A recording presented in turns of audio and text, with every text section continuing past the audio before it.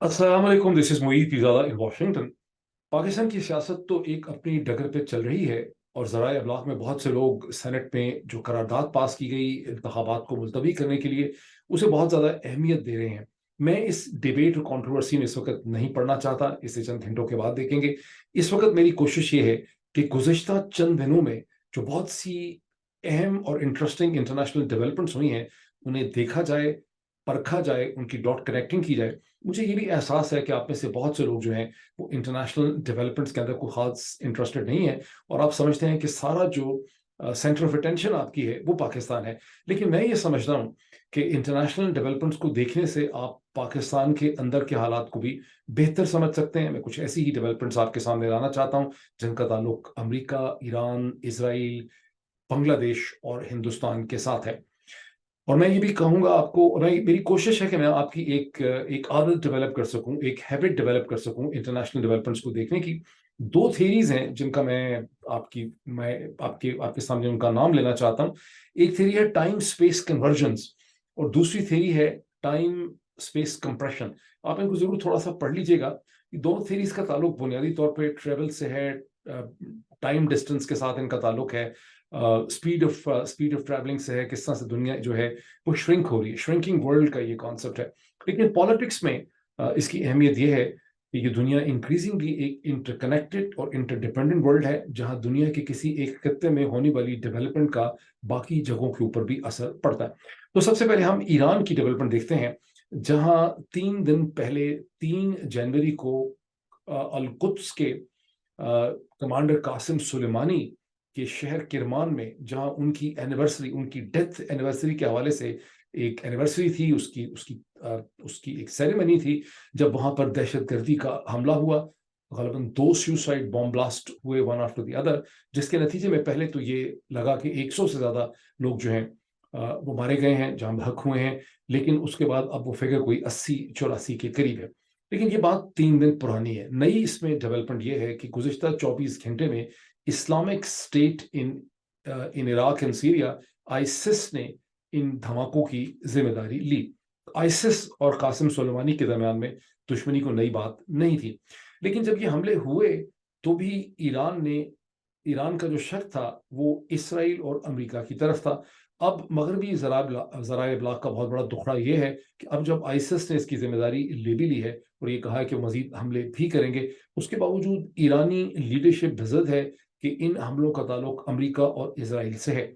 उसकी वजह यह है कि अगर आप उसको इन बिटवीन द लाइंस देखते हैं तो ईरानियों को यह शक है कि आईसिस ही एक टूल है इसराइल के और अमेरिका के हाथ में। वो ये भी देखते हैं कि गुज़िश्ता 2 माह और कुछ दिनों से जो कॉन्फ्लिक्ट खित्ते में है, जहां इसराइल और हमास के दरमियान एक जंग जारी है गाजा की पट्टी में, उसके जो 3-4 बड़े फैक्टर्स हैं, बड़े प्लेयर्स हैं, उन सब का ताल्लुक ईरान के साथ है। हिजबुल्ला, हमास खुद ईरानियन सपोर्टेड है, हिजबुल्ला ईरानियन सपोर्टेड है, और हुतीज जो हैं वो भी ईरानियन सपोर्टेड हैं। ईरानी ये भी देख रहे हैं कि गुज़िश्ता चंद दिनों में ईरान के एक और जो जूनियर कमांडर थे, रजा मुसावी, उन्हें डमस्कस में हलाक किया गया। गालिबन इसराइली ड्रोन स्ट्राइक थी, या अमरीकी इसराइली ड्रोन स्ट्राइक थी। फिर बैरूत के अंदर हमास के एक डेप्यूटी लीडर को निशाना बनाया गया। फिर हिजबुल्ला के कुछ लीडर्स को निशाना बनाया गया। फिर अमेरिका ने इराक में मुख्तलिफ ठिकानों के ऊपर स्ट्राइक्स की, और हुतीज और अमेरिकन जो नेवल फोर्सेस हैं उनके दरमियान मसलसल एक मैच पड़ा हुआ। ये जो सूरत हाल इस वक्त ईरान में डेवलप कर रही है, इससे ईरान के लोगों में शदीद इज़्तिराब पाया जाता है, गुस्सा पाया जाता है, और मायूसी पाई जाती है कि ईरान कहीं हिट बैक नहीं कर रहा। और एक बड़ी फीलिंग है कासिम सुलेमानी के मज़ार पे जब उनके सक्सेसर पहुंचे और वहां पे आके उन्होंने एक रेस्पेक्टफुली वहां पे वो आके बैठे, तो वहां पर मसलसल नारे जो थे वो रिवेंज रिवेंज रिवेंज के नारे थे। बज़ाहिर पर्शियन में नारे थे, मैंने इंग्लिश में पढ़ा है, मैं न्यूयॉर्क टाइम्स के सोर्सेज को कोट कर रहा हूँ।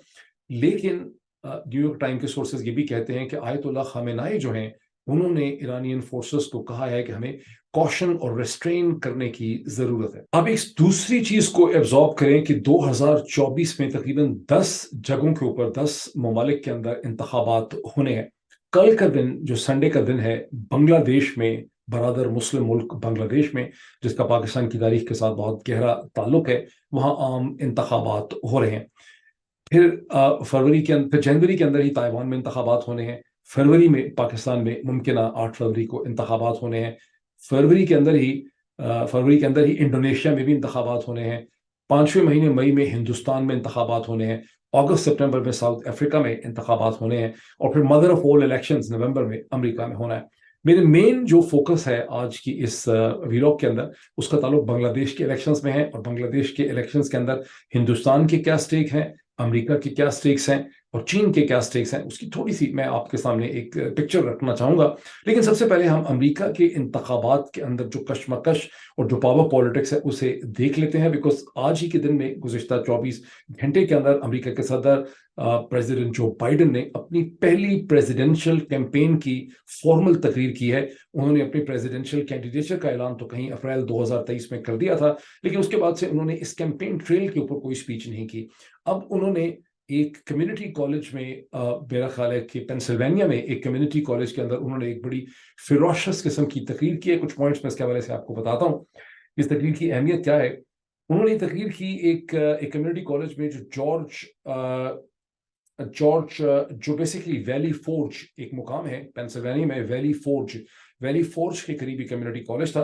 वैली फोर्ज की सिग्निफिकेंस ये है कि यहाँ पर अमेरिका के पहले सदर ने अमेरिका की जो रेवोल्यूशनरी जंग थी बरतानिया के खिलाफ, ग्रेट ब्रिटेन के खिलाफ, उसमें उन्होंने कोई बैटल यहाँ पे वैली फोर्ज में लड़ी थी। और वैली फोर्ज को बेस बनाते हुए प्रेसिडेंट जो बाइडन ने डोनाल्ड ट्रंप के ऊपर ताबड़तोड़ हमले किए। उन्होंने कहा कि डोनाल्ड ट्रंप एक बागी है, एक इंसरेक्शनिस्ट है, उसने अमेरिका के आइन को, अमेरिका के कॉन्स्टिट्यूशन को, अमेरिका की डेमोक्रेसी के ऊपर उसने हमला किया है।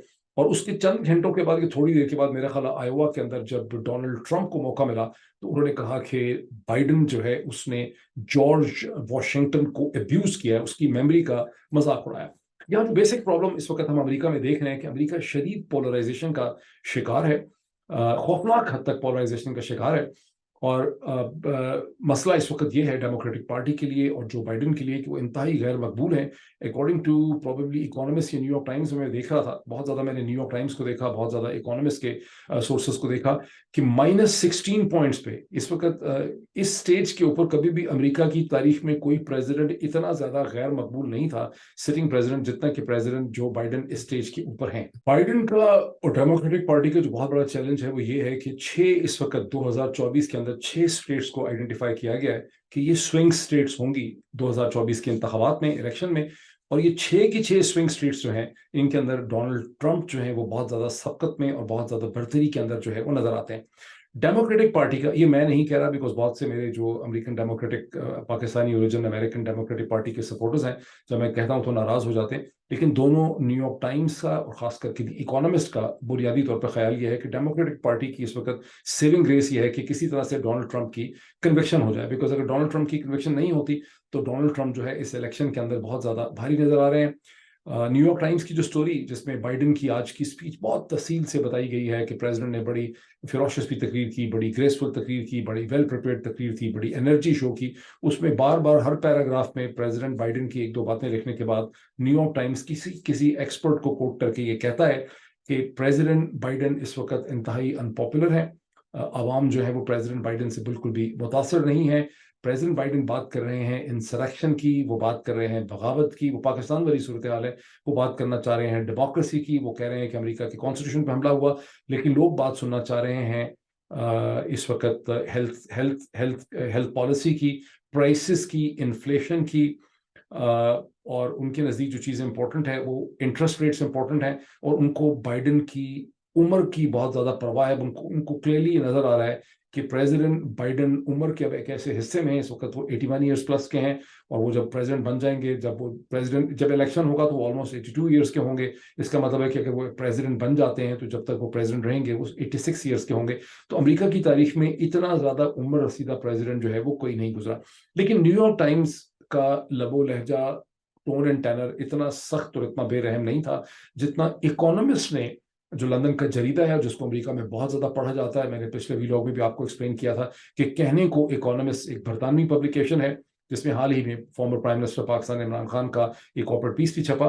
लेकिन अब वो बरतानवी जरीदे से ज्यादा एक अमेरिकन पब्लिकेशन है, बिकॉज उसकी जो मेन मार्केट है रीडरशिप की, एडवर्टाइजमेंट की, इन्फ्लुएंस और इम्पैक्ट की, वो बुनियादी तौर पर अमेरिका है। तो इकोनॉमिस्ट ने इस हफ्ते का अपना जो एडिटोरियल लिखा है, जैसे इकोनॉमिस्ट लीडर कहता है, जिसका उन्वान है the man to stop Trump is unpopular 81 year old. The democratic man to stop Trump is unpopular 81-year-old. اور اس میں اکانومسٹ کا کہنا یہ ہے کہ ڈیموکریٹک پارٹی نے بہت زیادہ کم ہمتی کی، بہت انہوں نے انڈیسائزونیس شو کی، جب انہوں نے پریزیڈنٹ بائیڈن کو یہ مجبور نہیں کیا کہ 2023 کے سال میں پریزیڈنٹ بائیڈن کو اپنے آپ کو as a presidential candidate nominate کرنے سے روکا جاتا، انہیں کنونس کیا جاتا، بتایا جاتا کہ بھائی آپ کی عمر بہت زیادہ ہو گئی ہے، اب آپ پاپولر نہیں ہیں، آپ کسی اور ینگر کینڈیڈیٹ جو ہے ڈیموکریٹک پارٹی کا، جس کی عمر کوئی 40 50 45 یا کم از کم 60 برس کے قریب ہو، اس کو موقع دیں، اور آپ اب اللہ اللہ کرے خیر کرے گھر میں جائیں اپنے گرینڈ سنس کے ساتھ۔ تو ایسا نہیں جب کیا تو ڈیموکریٹک پارٹی نے اپنے لیے ایک بہت بڑا کرائسس اور بہت بڑا چیلنج کھڑا کر لیا ہے۔ اکانومسٹ کا کہنا یہ ہے کہ اب اس اسٹیج کے اوپر ڈیموکریٹک پارٹی اگر بائیڈن کو کچھ ہو بھی جائے یا بائیڈن جو ہے وہ ہٹ بھی جائیں کیمپین سے، تو بھی ڈیموکریٹک پارٹی کے لیے کوئی نئے کینڈیڈیٹ لانا پریزیڈینشیل جو ہے اس کو پرائمریز میں سے گزارنا جو ہے وہ ممکن نہیں ہوگا۔ اکانومسٹ کا یہ بھی خیال ہے کہ پریزیڈنٹ بائیڈن جو ہے وہ کسی غلط فہمی کا شکار ہیں، اور پریزیڈنٹ بائیڈن یہ سمجھتے ہیں کہ چونکہ میں نے 2018 کے 2018 کے انتخابات کے اندر میں نے 2020 کے 2020 کے انتخابات میں چونکہ میں نے ڈونلڈ ٹرمپ کو شکست دی تھی، اس لیے میں ڈونلڈ ٹرمپ بیٹر ہوں، لیکن یہ ان کی بالکل ایک خام خیالی۔ اکانومسٹ کا یہ بھی کہنا ہے کہ ڈیموکریٹک جو وائس پریزیڈینشیل کینڈیڈیٹ ہیں وہ بھی بالکل ہی نکمی ہیں، اور وہ پریزیڈنٹ بائیڈن جو ان کے باس ہیں ان سے بھی کہیں زیادہ نکمی ہے، اور ان کی جو ایریا آف اسپیشلائزیشن رہی ہے بائیڈن پریزیڈنسی میں وہ سدرن بارڈر ہے میکسیکو کے ساتھ، یہ امیگریشن ہے، اور دونوں ہی جگہوں پہ کرائسس اتنا شدید ہے، اور وہ اتنی غیر مقبول ہیں، اور اتنی کیرزما کی بالکل شدید کمی ہے، کمیونیکیٹ نہیں کر سکتی، بول نہیں سکتی، کیلیفورنیا کی پالیٹکس کے علاوہ ان کو کہیں کا کچھ پتہ نہیں ہے، ان کی کوئی ریچ نہیں ہے، کوئی امپیکٹ نہیں ہے کہ کم از کم ایک کام اگر ڈیسنٹ کر لیں پریزیڈنٹ بائیڈن کے، کاملا ہارس کو یہ مجبور کریں کہ کاملا ہارس کو فارغ کریں، وہ ان کی وائس پریزیڈنشیل کینڈیڈیٹ نہ ہوں، اور کسی انرجیٹک، زیادہ آرٹیکولیٹ، زیادہ کیرزمیٹک پرسنالٹی کو ایز وائس پریزیڈنشیل کینڈیڈیٹ لایا جائے۔ آفٹر ہیونگ سیڈ آل دس، دونوں ہی جو نیو یارک ٹائمز نے بہت تفصیل سے اس کے بارے میں سٹوریز پبلش کی ہیں کہ ڈیموکریٹس کی ساری ہوپ یہ ہے کہ کسی طرح سے ڈونلڈ ٹرمپ کو ڈسکوالیفائی کروا دیا جائے، یعنی کہ تمام تر امید یہ ہے کہ کوئی ایسا کلیہ نکلے کہ ڈونلڈ ٹرمپ کی ڈسکوالیفیکیشن ہو جائے۔ اور جب آپ ڈسکوالیفیکیشن کی بات کرتے ہیں، امریکن پالیٹکس کی صورتحال دیکھتے ہیں، تو آپ کو ظاہر ہے کہ پاکستان کی صورتحال کے درمیان اور امریکہ کی صورتحال کے درمیان خاصی مماثلت جو ہے وہ نظر آنے لگ جاتی ہے۔ اب صورتحال یہ ہے کہ 34 اسٹیٹس کے اندر ڈیموکریٹس نے 50 میں سے 34 اسٹیٹس کے اندر ڈیموکریٹس نے چیلنج ریز کیا ڈونلڈ ٹرمپ کی ڈسکوالیفیکیشن کے لیے۔ ان 34 اسٹیٹس میں سے 13 اسٹیٹس کی جو عدالتیں اور کورٹس ہیں انہوں نے اس چیلنج کو ڈسمس کر دیا، اور انہوں نے کہا اچھا یہ اٹھا کیا چیز رہے ہیں، یہ چیز رہے ہیں، مختلف قسم کے ایشوز اٹھا رہے ہیں، لیکن بنیادی طور پر یہ کہتے ہیں کہ section 3 of the 14th amendment of the American constitution کی جو 14ویں امینڈمنٹ کا سیکشن 3 ہے، وہ یہ کہتا ہے کہ وہ شخص جس نے کبھی آئین کا حلف اٹھایا تھا as an executive, as an official of the government of United States, اور اس کے بعد وہ اس حلف کی خلاف ورزی کرے تو وہ پھر دوبارہ کوئی آفس ہولڈر نہیں بن سکتا۔ اور ان کا کہنا یہ ہے کہ چونکہ 6 جنوری 2021 کا جو کیپٹل ہل کے اوپر حملہ ہے اس کا الزام ڈونلڈ ٹرمپ کے اوپر ہے، ڈونلڈ ٹرمپ نے ان کو انسپائر کیا، اور یہ میں آپ کے ذہن میں اتنا ضرور مانوں کہ ڈونلڈ ٹرمپ بھی کوئی بہت فرشتہ نہیں ہے، ڈونلڈ ٹرمپ بھی اس کے بارے میں ڈیموکریٹس جتنا کہتے ہیں اس میں سے 50-60% بالکل صحیح ہے، اور ڈونلڈ ٹرمپ ایک بہت ہی مشکل قسم کی شخصیت ہے اور بہت ہی عجیب و غریب قسم کی شخصیت ہے، اور امریکہ کے پڑھا لکھی جو انٹیلیجنسیا ہے اس کی سوچ سمجھ سے ڈونلڈ ٹرمپ بالکل باہر ہے۔ But having said this, democrats کا کیس یہ ہے کہ ڈونلڈ ٹرمپ نے بغاوت کی، ڈونلڈ ٹرمپ نے بغاوت پہ اکسایا، اور چونکہ ڈونلڈ ٹرمپ نے امریکہ کے کانسٹیٹیوشن کا حلف اٹھا رکھا تھا، اس لیے section 3 of the 14th amendment جو ہے اس کی زد میں ڈونلڈ ٹرمپ آتا ہے۔ اب پرابلم یہ ہے کہ یہ جو section 3 of the 14th amendment ہے، یہ سول وار جب امریکہ کی ہوئی تھی 19ویں صدی کے اندر، کہیں 1870 کا جو وہ ٹائم پیریڈ ہے 70 سم تھنگ، اس وقت یہ امینڈمنٹ بنی تھی، اور اس کے بعد اس میں ریمیشنز دی گئیں، لوگوں کو معاف کیا گیا، اس میں ریٹروسپیکٹیو ایفیکٹ سے لوگوں کو معاف کیا گیا یا پروسپیکٹیو ایفیکٹ سے معاف کیا گیا، اور اس کے بعد اس امینڈمنٹ کا کبھی استعمال نہیں ہوا۔ اب 13 ریاستیں ایسی ہیں، 34 میں سے 13 ریاستیں ایسی ہیں جہاں پر پہلے ہی عدالتوں نے یا سسٹمز نے ریفیوز کر دیا ہے، 17 ریاستیں ایسی ہیں جہاں تک ابھی تک اس کا کوئی فیصلہ نہیں ہوا، یہ مسئلہ ابھی پینڈنگ ہے۔ 2 ریاستیں ایسی ہیں، ایک کولوراڈو جہاں کی سپریم کورٹ نے یہ فیصلہ کیا ہے چند دن پہلے کہ ڈونلڈ ٹرمپ کا نام پرائمری کی بیلٹ کے اوپر نہیں ہونا چاہیے، دوسری مین ہے جہاں پہ لیجسلیٹو آفیسرز نے یہ فیصلہ کیا، باقی تمام ریاستوں میں مسئلے جو ہیں یہ پینڈنگ ہے۔ لیکن کولوراڈو سپریم کورٹ کے فیصلے کے خلاف پہلے کولوراڈو کی ریپبلکن پارٹی نے اور اب ڈونلڈ ٹرمپ کی اپنی ٹیم جو ہے انہوں نے امریکن سپریم کورٹ کے اندر ایک پٹیشن اور کیس جو ہے فائل کیا ہے. امریکن سپریم کورٹ نے اس کو سننے کا فیصلہ کر لیا. شروع میں امریکن سپریم کورٹ اس معاملے میں نہیں پڑھنا چاہتی تھی اور اب فروری کی غالباً 8 تاریخ کو یا 10 تاریخ کو امریکن سپریم کورٹ جو ہے وہ اس کیس کو سن رہی ہے. تو یہ وہ ٹینشن اور پولرائزیشن ہے جس میں امریکن پالیٹکس اس وقت کھڑی. اور اب چلتے ہیں بنگلہ دیش کے انتخابات کی طرف. اگلے 24 گھنٹے میں سنڈے کے دن اتوار کو بنگلہ دیش میں انتخابات ہو رہے ہیں. ان انتخابات میں جو سٹنگ پرائم منسٹر ہیں حسینہ واجد شیخ وہ بہت آسانی سے کامیاب ہو جائیں گی. 2009 سے وہ مسلسل پرائم منسٹر ہیں. ان کو 14-15 برس ہو چکے ہیں ایز پرائم منسٹر بنگلہ دیش. لیکن وہ کامیاب اس لیے نہیں ہو جائیں گی کہ وہ بہت زیادہ مقبول ہیں. وہ کامیاب اس لیے ہو جائیں گی کہ ان کی ساری اپوزیشن جو ہے اس کو انہوں نے پنکچر کر دیا ہے. اس کی بہت انہوں نے ٹھکائی کی ہے پچھلے چند مہینوں سے. بالکل پاکستان والی وہاں پہ صورتحال ہے. اور جب آپ بنگلہ دیش کے الیکشن کے حالات دیکھتے ہیں تو آپ کو احساس ہوتا ہے کہ پنجابی بنگالی بھائی بھائی، یہ نعرہ کبھی کسی نے تاریخ میں نہیں مارا، لیکن یہ الیکشن کے حالات آپ دیکھیں گے تو آپ کو لگے گا کہ بالکل پنجابی بنگالی بھائی بھائی والی صورتحال ہے. اور ویسے تو کہنے میں وہاں پہ بنگلہ دیش میں کوئی 29 سیاسی جماعتیں تھیں، لیکن led by Balochistan national party BNP ان تمام جماعتوں نے الیکشن کا بائیک آؤٹ کر دیا. بائیک آؤٹ انہوں نے کیوں کیا ہے؟ اس لیے کہ BNP کی خالدہ ضیاء کی اور ان کی باقی ساری جماعتوں کی ڈیمانڈ یہ تھی کہ یہ الیکشن ایک نیوٹرل کیئر ٹیکر کروائے اور حسینہ واجد شیخ جو ہیں انہیں مستعفی ہو جانا چاہیے. 2009 میں جب حسینہ پرائم منسٹر بنی تھی ان کی اپنی ڈیمانڈ بھی یہی تھی کہ الیکشن کیئر ٹیکرز کروائیں. پھر کیئر ٹیکر بنے، neutral caretaker set up تھا. اور یہ نیوٹرل کیئر ٹیکر کی جو ساری فکشن ہے، یہ جو ساری کہانی ہے، یہ بنگلہ دیش سے ہی آئی ہے پاکستان کے اندر بھی. اور بات ہے کہ پاکستانی سول ملٹری انتظامیہ نے نیوٹرل کیئر ٹیکر کی کہانی کو ایسا اس کے اوپر ڈینٹنگ پینٹنگ کی ہے، اسکرو ٹائٹ اس کے کیے ہیں کہ وہ نیوٹرل ہی نہیں رہا. لیکن بنگلہ دیشی جو ہے وہ اس قسم کا سائنٹیفک ایکسپیریمنٹ نہیں کر سکے جس طرح کا پاکستان میں ہے. بہرحال حسینہ کہتی ہیں کہ کیئر ٹیکر جو ہیں وہ انکانسٹیٹیوشنل ہیں، وہ غیر قانونی. وہ کیسے کہتی ہیں؟ اس لیے کہ انہوں نے آئین میں تبدیلی کر دی ہے اور اب آئین یہ کہتا ہے کہ کوئی کیئر ٹیکر یا نیوٹرل گورنمنٹ جو ہے نہیں بن سکتی اور جو سٹنگ گورنمنٹ ہے وہی یہاں پر الیکشن کروائے گی. اب اس وقت سچویشن کیا ہے؟ اس وقت سچویشن یہ ہے کہ خالدہ ضیاء جو ہیں وہ تو مسلسل ہاؤس اریسٹ ہیں. فرق صرف پاکستان سے یہ ہے کہ وڈیالہ جیل کے اندر نہیں ہیں، بہت دیر سے ہاؤس اریسٹ ہیں. ان کے صاحبزادے جو پارٹی کے ایکٹنگ چیئرمین یا ہیڈ ہیں وہ لندن میں ہیں، ایگزائل کے اندر ہیں. اور 20,000 سے زیادہ ورکرز جو ہیں اپوزیشن کے، جس میں زیادہ تر BNP کے ہیں، وہ جیل میں ہیں. یہ میں نیو یارک ٹائمز کے فیکٹس آپ کو دے رہا ہوں. ہو سکتا ہے کہ میں آپ کو کچھ اس کی سلائڈ ذرا بھی دکھاؤں. اس سال میں جو 2023 ختم ہوا، اس میں بنگلہ دیش کی اپوزیشن جماعتوں نے لیڈ بائی BNP بہت بڑی بڑی ریلیز نکالی اور بہت انہوں نے کوشش کی کہ وہ سڑکوں کے اوپر ایک عوامی طاقت کا مظاہرہ کریں. اور لاکھوں لوگ جو ہیں وہ سڑکوں پہ نکلے. اس کی ایک فوٹیج بھی آپ کو میں دکھا سکتا ہوں اسکرین کے اوپر. نیو یارک ٹائمز نے بھی پبلش کی، وہیں سے تصویر لے کے میں آپ کو دکھا دیتا ہوں.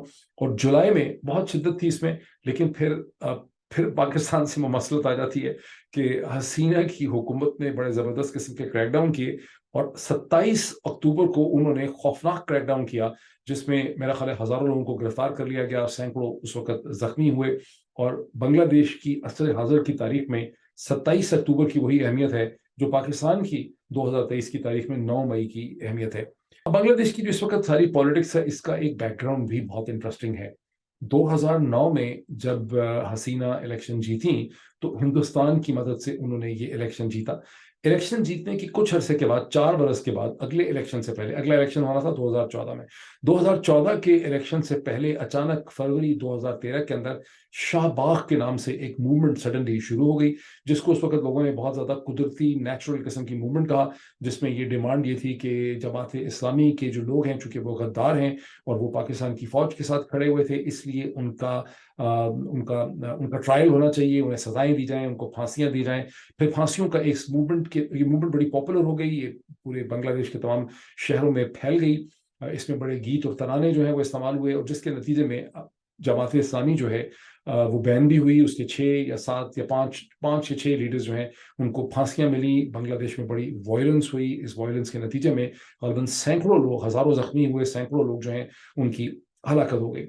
اس پوری کی پوری کیمپین کے بارے میں جو زیادہ سوبر پولیٹیکل انالیسس ہے وہ یہ ہے کہ یہ کوئی اسپونٹینیس پولیٹیکل کیمپین نہیں تھی. امریکہ کے اندر بہت زیادہ بنگلہ دیشی اوریجن ایکسپرٹس بھی پائے جاتے ہیں, عام شہری بھی پائے جاتے ہیں, میری ان سے ملاقات بھی بہت ہوتی ہے مختلف جگہوں میں. کبھی اچھا, اب یہ میں ایک بڑا انٹرسٹنگ چیز آپ کے ساتھ شیئر کروں کہ جب بھی میری بنگلہ دیشی امریکن سٹیزنس کے ساتھ ملاقات ہوتی ہے تو میں ان کے ساتھ ایک لمبا چوڑا معافی نامہ اپنا ضرور پریزنٹ کرتا ہوں بینگ پاکستانی. پھر میں کہتا ہوں کہ پاکستان میں جو ہو رہا ہے, تو میں نے ایک چیز یہ دیکھی ہے کہ بنگلہ دیش کی جو سیکنڈ جنریشن ہے ینگر, اس کا پاکستان کے خلاف کوئی ان کی فیلنگ نیگیٹو نہیں ہے.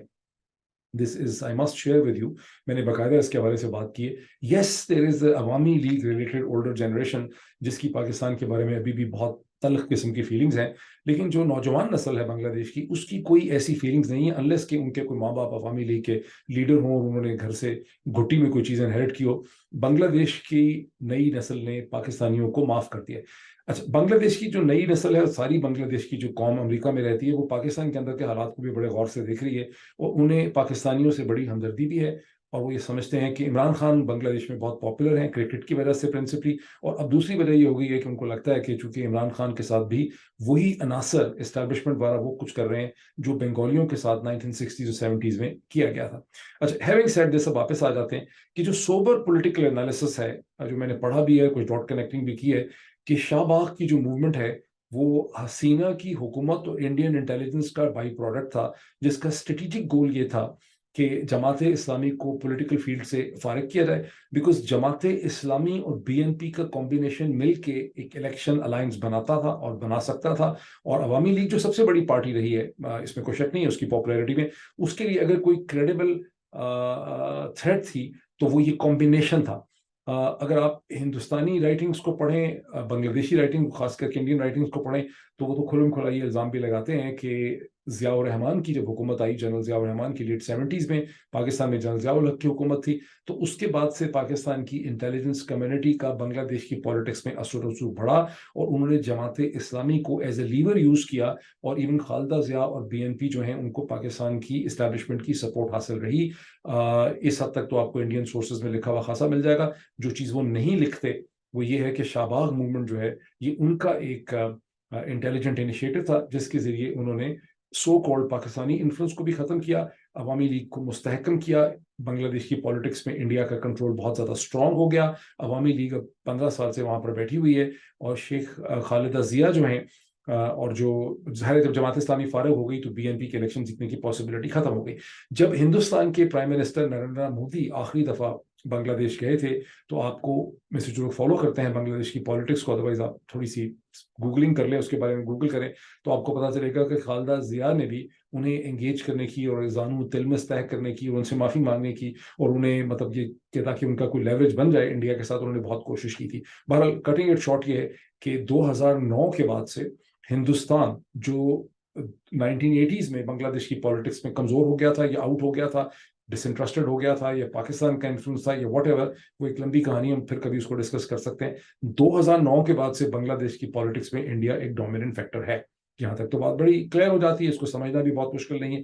اور یہ جو انڈیا کا رول ہے, اس نے بنگلہ دیش کی اکانومی کو پروگرس کرنے میں بھی, بنگلہ دیش کو اسٹیبلٹی دینے میں, بنگلہ دیش کو ایک سنگل گورنمنٹ دینے میں, اس کو یونٹی کمانڈ دینے میں, اور اس کی اکنامک جو پروگرس ہوئی ہے ایکسپورٹ سیکٹر کے اندر, جو اس کی گورنمنٹ ایکسپورٹ سیکٹر ہے, اس میں آپ انڈیا کا ایک بینیفیشل رول جو ہے وہ دیکھ بھی سکتے ہیں. اور انڈیا کی گورنمنٹس نے 2009 کے بعد سے بنگلہ دیش کی ترقی میں ایک رول پلے کیا ہے, اس کو مدد بھی انہوں نے بہت زیادہ کی. لیکن اب کچھ نئے ڈائنامکس پیدا ہوئے ہیں. ایک نیا ڈائنامک جو ہے, وہ جو نیا فیکٹر یہاں پہ بنگلہ دیش میں انٹر کر رہا ہے, وہ اس وقت چین کا فیکٹر ہے. $24 بلین کا ایک ریلیشن شپ چین نے کچھ برس پہلے بنگلہ دیش کے ساتھ پیدا کیا, جس کا بہت چرچا جو ہے وہ پاکستان میں بھی ہوا تھا. لیکن ابھی میں نے کچھ انڈین رائٹنگز ایسی دیکھی ہیں, فار انسٹنس ایک الجزیرہ کی رائٹنگ میں آپ کو اسکرین کے اوپر دکھا سکتا ہوں, جس میں بہت اچھا انٹرسٹنگ انٹیلیجنٹ انالیسس ہے بنگلہ دیش کی پالیٹکس کا, جہاں یہ دعویٰ کیا جا رہا ہے کہ بنگلہ دیش کی وہ لیڈرز کی کلاس, لیڈرشپ کی کلاس, جو ایک زمانے میں 1970s میں عوامی لیگ کی لیڈرشپ تھی, جو پرو انڈیا تھی, جو ایک مڈل کلاس کی لیڈرشپ تھی, جو تھوڑی سی مارکس سوشلسٹ آئیڈیاز رکھتی تھی, جو عوامی قسم کی لیڈرشپ تھی, وہ اب ریپلیس ہو گئی ہے بائی اے بورژوا کلاس جو انڈسٹریل ہے, جو بزنس کلاس ہے اور جو عوامی لیگ کی اس وقت اسمبلی کے اندر لیڈرشپ ہے 2014 کے بعد سے، اس میں 70%، 60 سے 70% جو ہیں وہ سب کے سب بزنس ٹائکونز ہیں، بزنس لیڈرز ہیں، اور ان میں سے بہت بڑی میجورٹی ایسی ہے جسے چائنیز نے کلٹیویٹ کر لیا ہے through different kind of business deals. ان میں نام وام بھی بہت سے ان کے لکھے ہوئے ہیں. اب انڈیا نے کیوں نہیں ان کو کلٹیویٹ کیا، یہ ایک بہت بڑی بیسٹری کوشچن ہے، کیونکہ انڈیا بھی بہت بڑی اکنامک پاور ہے، وہ بھی ساتھ بارڈر پہ بیٹھا ہوا ہے، پر چائنیز نے ان کو کلٹیویٹ کر لیا ہے. اور چائنیز بنگلہ دیش میں عوامی لیگ کی سٹیٹس کو میں اور عوامی لیگ کے جیتنے میں اور اس موجودہ حکومت کے قائم رہنے میں اب وہ بہت زیادہ انٹرسٹڈ ہیں. اور اس کی وجہ یہ ہے کہ ان کو ہمیشہ جو ملاکا اسٹریٹ کا خطرہ رہتا ہے، اور وہ اس کو بھی ایک ٹریڈ کوریڈور کے طور پہ یوز کرنا چاہتے ہیں. اور چائنا میانمار اکنامک کوریڈور سی میک جو ہے اس میں بہت انٹرسٹڈ ہیں. اور بنگلہ دیش کی جو برہما پترا گنگا جو واٹر ویز ہیں وہ چین کے لیے بہت زیادہ امپورٹنٹ ہے. تو چینی جو ہے ان کا بھی اب سارا کا سارا وزن جو ہے وہ حسینہ کی گورنمنٹ کے پیچھے. اب حسینہ جو ہے وہ ہندوستان کی بھی اتحادی ہیں اور وہ چین کی بھی اتحادی ہیں. According to Indian writers analyst یہ خاصی ایک عجیب صورتحال پیدا ہو چکی ہے. اچھا اور جو حسینہ کی گورنمنٹ جو ہے وہ مسلسل عوامی لیگ کی گورنمنٹ مسلسل ہندوستان کو جو لوری سنا رہی ہے وہ یہ ہے کہ آپ کا اور ہمارا ایک بہت ہی جذباتی ریلیشن شپ ہے، آپ نے ہماری آزادی کی موومنٹ میں ہمارا رول پلے کیا. چین اور امریکہ جو ہے یہ ہمارے دشمن تھے، یہ پاکستان کی فوج کے الائز تھے، اس لیے آپ کا اور ہمارا بندھن بڑا مضبوط ہے اور آپ کو کسی قسم کی فکر نہیں ہونی چاہیے. اور ہمارا چین کے ساتھ صرف اور صرف ایک ٹریڈ کا ریلیشن شپ ہے. یہ اور بات ہے کہ ہندوستانیوں کو خاصی پریشانی ہے اور وہ بنگلہ دیش کے اندر کی سیاسی صورتحال اور چین کے بڑھتے ہوئے اثر و رسوخ کو بڑے غور سے دیکھ رہے ہیں. اگر ہندوستانی پریشان ہے تو امریکنز نے خاصی کوشش کی کہ کسی طرح سے حسینہ کی حکومت کو کمزور کیا جائے. اور 2021 کے دسمبر میں امریکہ نے ایک باقاعدہ پوزیشن اختیار کر لی. اکارڈنگ ٹو دی اینالسٹ جب ٹونی بلنکن نے، امریکہ کے سیکرٹری اسٹیٹ نے، بنگلہ دیش کی سیکورٹی ایپریٹس کے 2-3 افسران جو ہیں ان کو ویزا ریسٹرکشنز ان کے اوپر لگائیں، ان کے اوپر ایکسٹرا جوڈیشل کلنگ کا الزام لگایا. پھر مارچ 2023 کے اندر بنگلہ دیش کے حوالے سے ایک نئی ویزا پالیسی آئی کہ بنگلہ دیش کے وہ آفیشلز جو الیکشن کے پروسیس کو obstruct کریں گے، ڈیموکریسی کا راستہ روکیں گے، ان کے اوپر ریسٹرکشنز ہوں گی، ان کے اوپر ویزا ریسٹرکشنز ہوں گی. پھر سپٹمبر میں اس نئی ویزا پالیسی کو امپلیمنٹ کرنے کا، اس سال سپٹمبر 2023 میں جو گزر چکا ہے، اس کا فیصلہ ہوا. اور نومبر میں ہمارے اپنے گھر کی جانی پچھانی شخصیت جناب ڈونلڈ لو جو ہیں، انہوں نے تینوں بنگلہ دیش کی سیاسی جماعتوں کو ایک آفیشیل خط لکھا. آپ دیکھیں تو صحیح ذرا، آفیشیل خط لکھا انہوں نے بی این پی کو، عوامی لیگ کو اور جیوتی پارٹی کو، اور ان کو کہا کہ آپ لوگ آپس میں ایک نیگوسیشن کریں اور الیکشن کے حوالے سے کوئی حل نکالیں. قصہ مختصر ہے کہ امریکہ کا ہیومن رائٹ گارڈ فیل ہو گیا اور عوامی لیگ جو ہے اس نے انٹرنل ڈائنامکس پہ پورا کنٹرول کر لیا ہے. اور ایز آف ناؤ امریکہ کا کچھ زور نہیں چل رہا. اور اب 2 ایکسٹرنل پلیئرز ہیں، ایک طرف ہندوستان ہے، دوسری طرف چین ہے. چین کا بڑھتا ہوا اثر و رسوخ ہے. ہندوستان جس نے عوامی لیگ کو بنایا تھا طاقت کے طور پہ اور جو حسینہ کی حکومت کو لے کر آیا تھا، وہ نروسنس سے دیکھ رہا ہے کہ کس طرح سے حسینہ اور اس کی پارٹی جو ہے وہ اب چین اور ہندوستان کے درمیان میں پلے کریں. وہ کیا یہی رہے ہیں کہ ہم ہیں ہندوستان کی طرف ہیں، ہم چین ہمارا صرف اکنامک اور ٹریڈ پارٹنر ہے، لیکن انڈیا کو خاصی نروسنس ہے. اب اس الیکشن کے رزلٹ آنے دیں. الیکشن کے تو خیر کیا رزلٹ آئیں گے کیونکہ وہ جیتی جائیں گی حسینہ، کیونکہ ساری اپوزیشن نے بائیک آؤٹ کیا ہوا ہے. لیکن پھر ہم اس کا ایک انالیسس کریں گے، ڈائنامکس تھوڑے سیٹل ہو جائیں اس الیکشن کے، تو پھر ہم بنگلہ دیشی پالیٹکس کا مزید انالیسس بھی کریں گے. ابھی اتنا ہی، پھر آپ سے ملاقات ہوتی ہے. Thank you.